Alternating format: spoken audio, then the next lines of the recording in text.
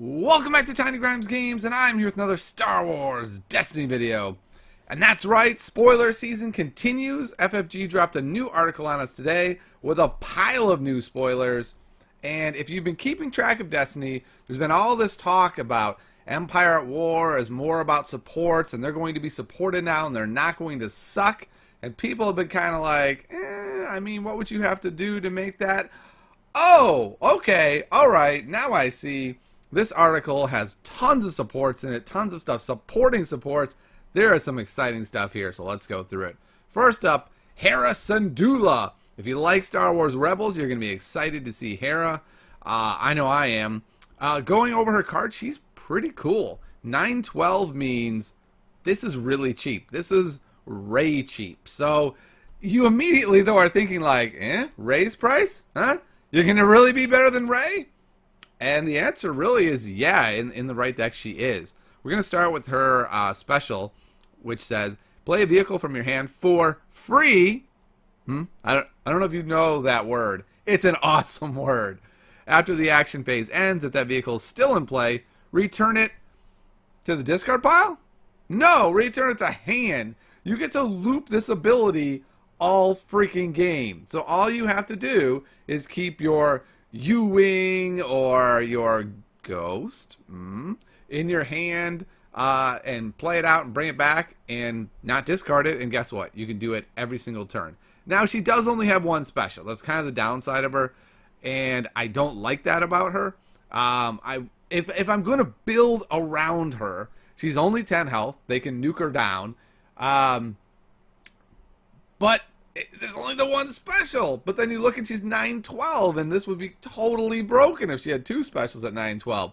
So I think the trade-off is something like, do you want to have Hera as like this helper of your doing the support stuff and then still be able to have a baller character out? Or do we want to design Hera so that she's the whole deck? And I gotta say, I like this idea that you can have 18 points a dude with her.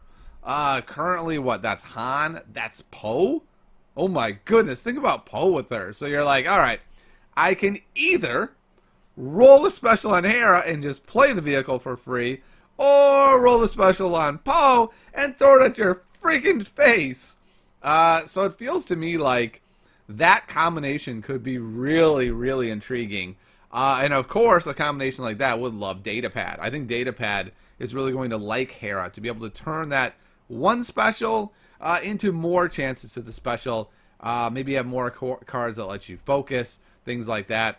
But basically, her ability is really strong, and I think we're really starting to see FFG be serious about maybe having a support deck. Being able to have her in a 3-character deck so that, you know, early on, you're playing the vehicles for free. They have to kill her. By late game, you've actually played them to the table, and you've gotten all this value. I really like Hera.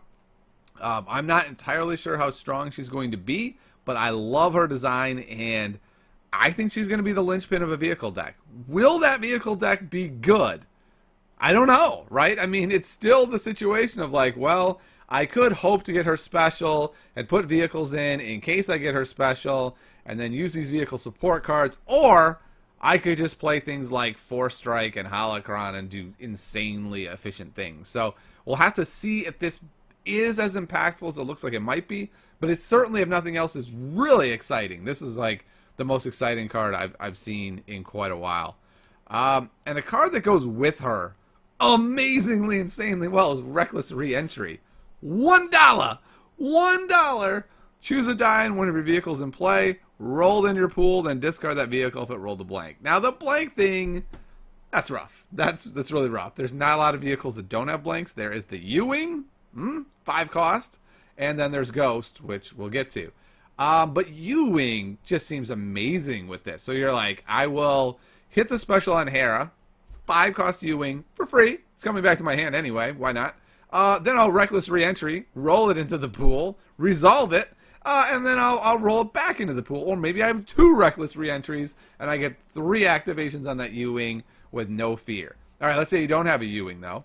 If you still have Hera, and you play that vehicle out with Hera and you hit the blank, yeah, it stinks, but you didn't lose all those resources. It's still just the 912's die you lost. So I'm really excited about Reckless Reentry. I think this is another card that makes vehicles really legit. I mean, I think about this Poe Hera deck, and geez, if Poe's triggering the special and using that to do the resource side on vehicles and actually playing vehicles to the board, and Hera's playing to the board, and then the extra ones they're chucking, and now we're seeing we've got a lot more vehicles to work with.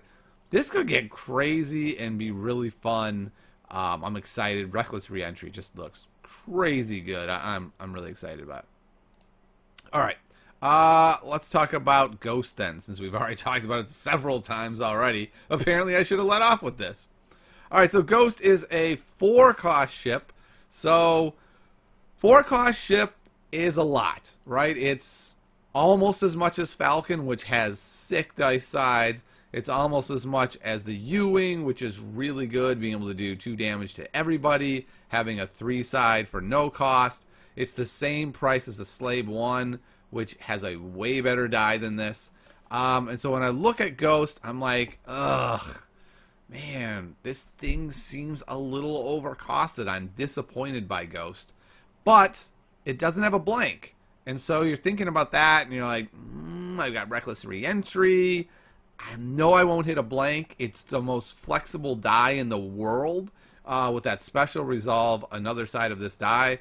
So, you know, you either have 3 damage sides or 2 resource sides. Like, it's really flexible. Whatever you need it to do, it's doing. I love having the resource sides on it, so that if you are doing a vehicles deck, you know, now it's easier to get these resources. I just wish for 4 that it had a 4 side. I feel like we've already set that precedent with Slave 1, and if we're making a move to making supports better, then why would this be worse than Slave 1? I'm a little confused by that. To be perfectly honest, I don't know if this is playable at 4. Okay, let me rephrase that. It's probably playable in a vehicle deck, but you know who doesn't really like this die is Poe. Does Poe really want to chuck this and pay 1 for 3 when he can do 3 for free with a billion other tools? No. So I kind of think this is a bad card that becomes better with Hera, which is cool. She is the pilot of the Ghost. But I'm definitely really, really disappointed in the Ghost. I assumed with this mantra that they have that this would be a better card, that this would either cost 3 for this, because to be honest, this isn't that much better than a TIE Fighter. A TIE Fighter has a 2 and a 3 side as well, and a 1 side, and I already think like, well, that's not that good. So I don't know. I look at this and I think overcosted, and that's disappointing. All right, let's move on to another really crazy card, Natural Pilot. Talk about going all in on your vehicle deck. 4-cost upgrade. 4-cost upgrades don't see much play, man. They just don't. The ones that do are things like 1 with a Force, because when it dies, it just goes into play. It is very hard to play 4-cost upgrades. Now, I've seen a couple people using Chewie's Bowcaster, but it has redeploy, right? So it's like, yes, I'm overwriting this, and it's a lot, but I'm getting redeploy, so it's worth it. Whereas this is just like, hey, dude, don't kill my pilot. Please, please don't kill my pilot. He's a really good pilot, and I really put all my eggs in his basket. Don't kill him. And then it doesn't have black damage sides. It's a +2 and a +3. The 2 resources fine, and I really like its ability. After you activate, ready a vehicle, like that's super strong. But I don't know. I think this card is like unplayable garbage. Like it's a really flashy card that's just awful. Though those damage sides should not be pluses. Those should just be flat black damage. If you're gonna pay 4 for an upgrade that's fragile and dies when the character dies, you cannot have black damage size. This to me is just nope. I appreciate you going more and giving more support to vehicles, but this doesn't count. This one just doesn't count. All right. Rally Aid. This might be my favorite card that was spoiled, other than Hera, because it's so awesome, and that this is what I actually thought Launch Bay was going to be back when we just had the list of cards in the set. And we didn't know what any of them did. I saw Launch Bay and I was like, cool.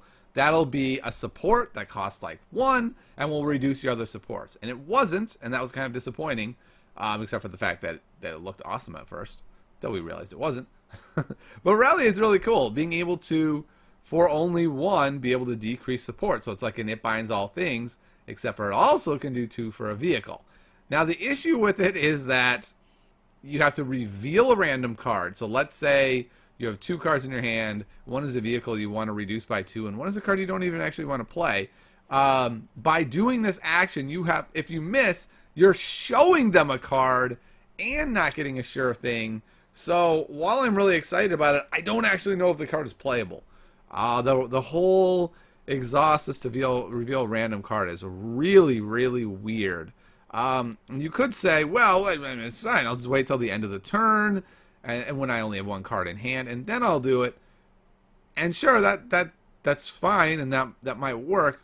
But quite oftentimes, when you get to that point, you're saving that card for a reroll, or you are bluffing at removal possibilities. Like, it's really hard to find that perfect moment where you're always just getting down to 1 and then having this ability. I feel like this card forces you to play suboptimally. Now, having said that, if you're a vehicle deck and you're able to consistently reduce your vehicles by 2, playing a little suboptimally to make like 6 resources over 3 turns is pretty damn good. So I'm really excited about it still. I want to see if we can make this heavy vehicle deck where we're almost always hitting a vehicle, and it's just you're like, well, I would have rather played that vehicle, but you know what, screw it. I revealed the Ywing. I'll play that one for 1 now instead of 3. Whatever. That's well worth it. So this could either be like just totally broken and amazing, or it might be garbage. I really don't know. I'm hoping it's at least good. We'll have to see. All right. Next card on the list is going to be the Ywing. Ywing. Ywing. This is a very, very interesting card. So we're looking at the exact same price as a TIE Fighter. All right, I don't have a TIE Fighter on this thing, but I will read you the sides of the TIE Fighter. 1 damage, 2 damage, 3 damage for a resource, 1 disrupt, and the special which removes all shields. So I think that card is underpowered at 3. This card seems substantially worse to me. I think. I mean, if it's a 2, 4, and a 4, that's pretty strong. The problem is it's distributed as you wish, and that's not as good. If they kill their resources with it, awesome, right? Like, that's a win. So we're just gonna assume it's doing damage, and maybe a 2, 4, and a 4 is worth 3. I don't know. I feel like this should have one more side that does whatever. Something, a resource. Oh man, that would have been amazing. So I don't know. I don't know what to think about Ywing. I'll have to try it out. It just kind of depends on what the meta looks like. Like, if it's 3 characters with lots of shields, then 4 distributed as they wish is really low impact for 3. If it's a 2 fragile character meta, like it's Hera and Poe becomes the meta, then 4 damage. It doesn't matter how they're distributing. It's still a lot of damage to be chunking down on their character. So, I don't know. I tend to think I don't love this card, but I'm eager to see where it shakes out. This is my favorite art in the set, the rookie pilot. Look at the die there. He's like this dumbass who doesn't realize he's probably going to die. And he's just like, yeah, I did it, guy. Oh, no, I'm going to die. But as far as this card, I feel like this card is just awful. But having said that, it's 7 cost red card. Like, I just want to fill out these 7 cost spots. But seriously, look at this dude compared to just a regular old Stormtrooper. The Stormtrooper has 3 black damage sides. This dude has none. He has 2 +2s. Well, the Trooper has 2 sides anyway that are black. And he has this cool ability that you get to reroll one of your vehicle dice. So the way I look at him is, if I'm building a vehicle deck, I don't think I'm thinking, how do I fit Rookie Pilot into this? But what I am thinking is, now I have an option to fill out at 7. Let's say I want to go Hera for 12 to get her 2 dice. and I really want 3 characters, well, I could put him in there. That's 19. I still have 11. Maybe there's someone decent at 11 that I really want. That's why I'm looking at Rookie Pilot. He's just a 7-cost, terrible die that I'm kind of sad about, but that's okay. Shield Generator. Shield Generator is cool. I like having cards like this. This is Hero, by the way. Hero. Very, very critical. Because it says if one of your supports would be discarded from play, you may discard this instead. If this had been neutral, I would have been less happy with it. Because I feel like Imperial Inspection and Salvage Stand are going to be defining cards as long as they're in the game. I'm not necessarily upset by that. Like, I'm a control player, so I like having control cards in this game that doesn't seem to reward control players. But I don't want them to be safe, right? I don't want it to be like, yes, my Imperial Inspection's at the table, I Shield Generator, boom, you can never hit anything. What I do like is I invested 5 in my support deck. I don't really want it to get blown up for nothing, so Shield Generator I think is a great card. I have no idea if it's going to see any play ever. I don't know if people are... A, I don't know if heroes are playing supports, and B, I don't know if anyone's playing anti-supports, but if both of those things happen in the support set, it's a good idea to have a card like this. Just knocking around just in case. Alright, let's look and see what else we got here. We already looked at Rally Aid. I don't believe we looked at... Nope, we did look at Natural Pilot. Alright, Imperial Backing. I don't understand this card.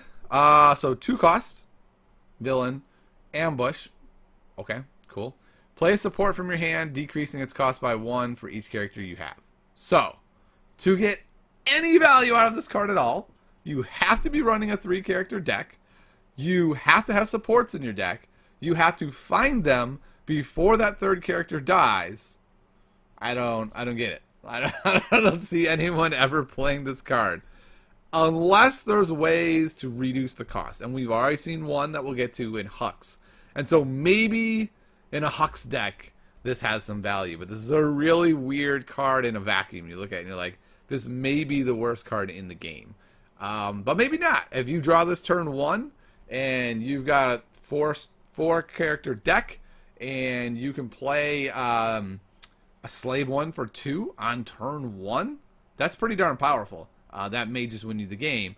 But I just... the ambush is so weird on this card. It's like, okay. Like, cards that just randomly have ambush, I don't understand. Like, okay, I get to play a support, and then I get to play another card. Okay. Cool. Great. Alright, let's look at Hux. Hux is a little intriguing. He's 11. 11 health, that is. He's 11-14, so he's Veer's cost. Let me double check that. Yeah, he's Veer's cost. And his die does not have all the damage size that Veer's has. So remember, Veer's has a 1, a 2, and a +2 damage. Hux just has the 1.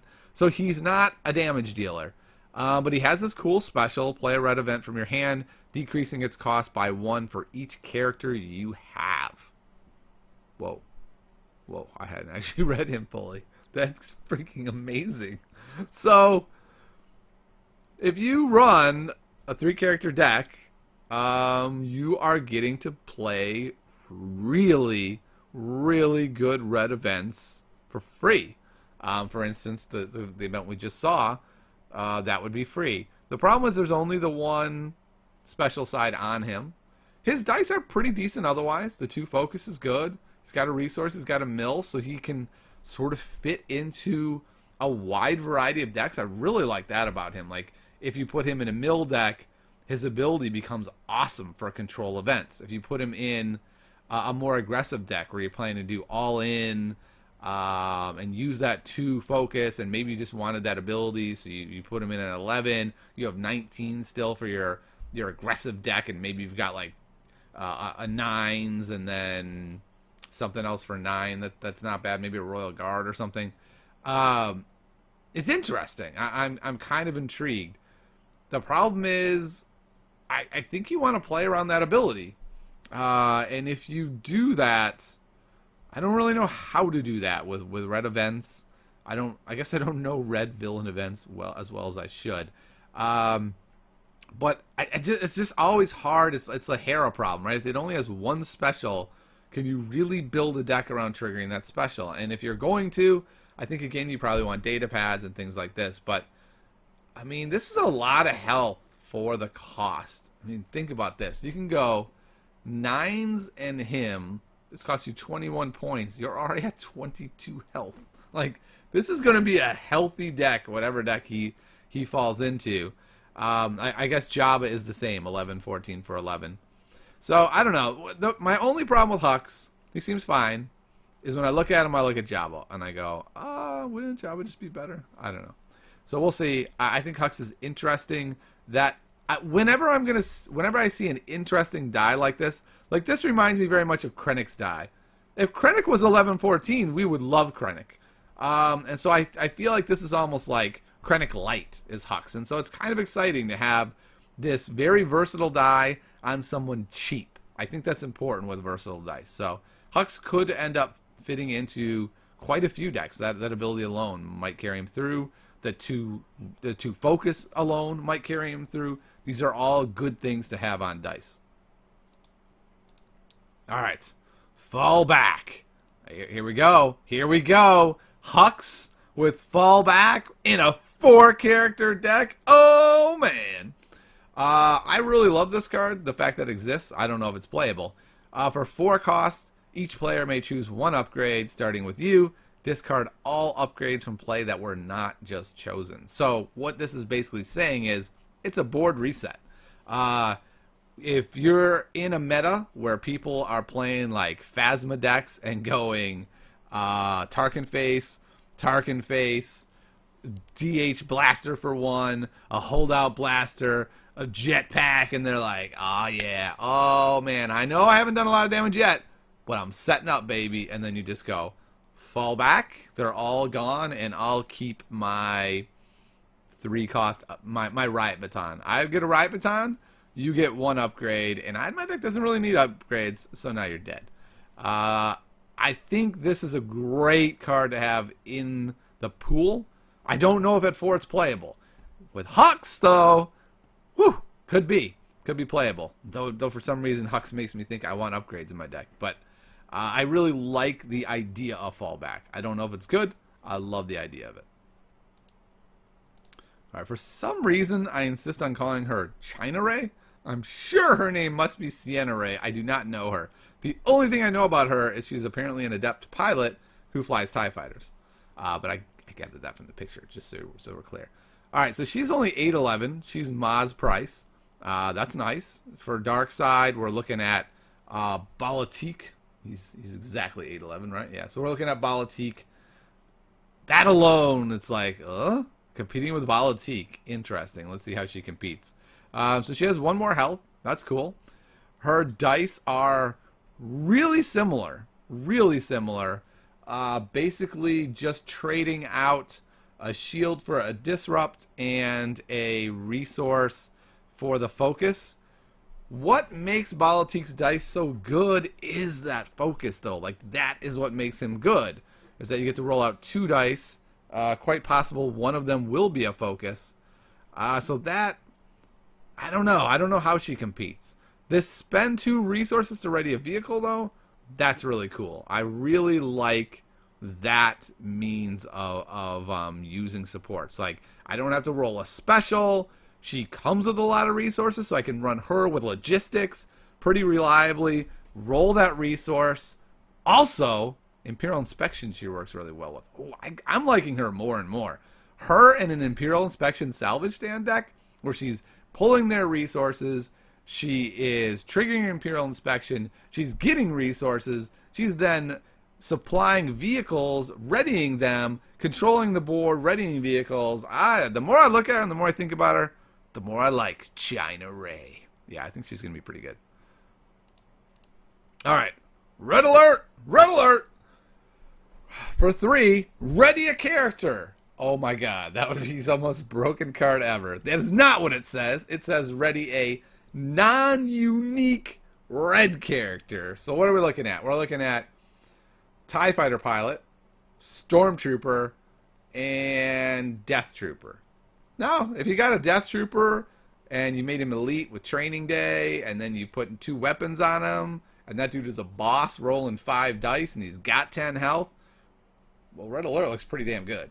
I don't think Red Alert is going to go into many decks, but the deck it goes into, I think it's going to have a pretty high impact, actually, being able to ready some dude with 5 dice. Like, that could just instantly win the game for 3, and any card that's printed that says win the game and it costs 3, pretty dang good deal. All right, the ATDP, the terrible version of the ATST. So it's got a 2 and a 3. Okay, all right, we're looking at the TIE Fighter die, right? It's got a +2 instead of the 1. You know what? I'd take that over a TIE Fighter. Doesn't have the disrupt side, has a shield. Fine, fine. All right, what's its special do? Discard support that costs 2 or less from play. I don't know. There's not a lot of supports people play 2 or less, other than like Imperial Inspection and Salvage Stand. So I don't know what to think about this. I don't think this is a throw it in a deck as a cool thing. I think we learned that with TIE Fighter. TIE Fighter's power is too low to do that. I think ATDP is probably a little stronger power level wise, like doing damage, but not enough, I don't think, where I would be like, yeah, yep, just chucking this bad boy in. I think it's still going to be relegated to some sort of vehicle deck. So I don't love this card, but what I'm starting to love about these vehicles that I don't love is just having tons of them, so that you can then be like, listen, I'm making a vehicle deck. This is a vehicle deck. If you were to put Finn in a deck, you could pretty much run like 20 vehicles. That's probably not true. I just threw out a number, but it sounds about right. And that would be pretty cool to run like Hera, Finn, 20 vehicles, go. It'd be a terrible deck, but I think that's kind of where ATDP is going to settle in. Like, it's about TIE Fighter power level. Both are fairly unplayable, but we'll see. All right, well, we saw a lot of support stuff being spoiled then. So let's do a really quick summary. Are supports going to be good in set 3? Let's see, what do we've got? What do we have that makes them good? We've got Rally, potentially reducing them by 2. Okay. We've got Reckless Reentry, which looks really cool, to be honest. Not just cool, really cool. We've got Hera, who seems crazy cool, being able to cycle vehicles. And then we got Ghost, which is not that great. Disappointing, for sure. And the Ywing, which I don't know. I don't know what to say about the Ywing. But we've got essentially a lot of focus on supports. And I'll say the support of the supports has been awesome. It looks really cool. But you know what we're not seeing? Great supports.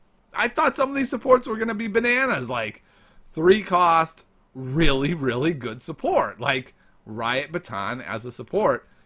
And we're just not seeing that yet. We're not seeing these really ultra efficient, amazing supports. And I hope you guys disagree. I hope someone out there says, you're crazy. Ghost is the best darn card in the game. I just don't see it. I don't think Ghost looks that good. I don't think we're seeing any of these ultra efficient supports. Man, if Ghost was 3, and you know what? Even if Ghost was 3, I wouldn't be talking about how amazing it was. I think I would still be saying it's TIE Fighter. It's TIE Fighter, only better because it doesn't have a blank, so it'll work with Reckless Reentry. But I think even at 3, I'd be thinking, it's pretty good. It's pretty good. It's not amazing. So we'll see. I like the support of the supports in Sienna Ray and Hera and Reckless Reentry. The supports themselves, still kind of unimpressed. So let me know what you think. I want to be wrong. I want to be wrong. I want all the sports to be great. I want you to say, Tiny, you're an idiot. All the sports are awesome. And I'll see you next time on Tiny Grams Games.